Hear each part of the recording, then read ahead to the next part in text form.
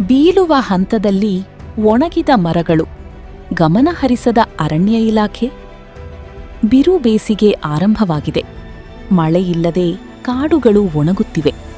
ಇದರಿಂದ ಕೆಲ ಪ್ರಾಣಿ ಪಕ್ಷಿಗಳು ಸಹ ಆಹಾರ, ನೀರು ಅರಸುತ್ತಾ ನಾಡಿಗೆ ಬಂದರೆ ಕೆಲವು ಅಸುನೀಗುತ್ತಿವೆ. ಇನ್ನೂ ಹಲವಾರು ಕಡೆ ರಸ್ತೆ ಬದಿಯ ಮರಗಳು ಒಣಗಿ ನಿಂತಿವೆ. ಇವುಗಳು ಯಾವಾಗ ಬೇಕಾದರೂ ಬೀಳಬಹುದು.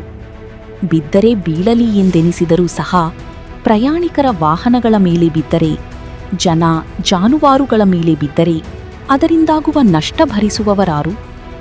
ಒಂದೊಮ್ಮೆ ಹಣಕಾಸಿನ ನೆರವು ನೀಡಿದರೂ ಮುರಿದ ಅಂಗಾಂಗ ಅಥವಾ ಹೋದ ಪ್ರಾಣ ಹಿಂದಿರುಗುವುದೇ? ಸಂಬಂಧಿಸಿದ ಇಲಾಖೆ ಹೊಣೆಯಾಗುವುದೇ?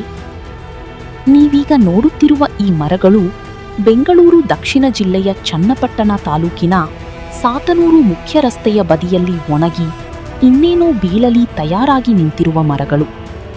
ಒಂದು ಮರ ವಿರುಪಸಂದ್ರ ಮತ್ತು ಹನಿಯೂರು ಗ್ರಾಮಗಳ ನಡುವೆ ಇದ್ದರೆ, ಮತ್ತೊಂದು ಮರ ಹನಿಯೂರು ಮತ್ತು ಸಿಂಗರಾಜಪುರ ಗ್ರಾಮದ ನಡುವೆ ಇದೆ. ಈ ಮರಗಳನ್ನು ಸ್ಥಳೀಯ ಅರಣ್ಯ ಇಲಾಖೆ ಗಮನಿಸಿ ಶೀಘ್ರವಾಗಿ ಇವುಗಳಿಗೆ ಮುಕ್ತಿ ನೀಡಬೇಕಾಗಿದೆ.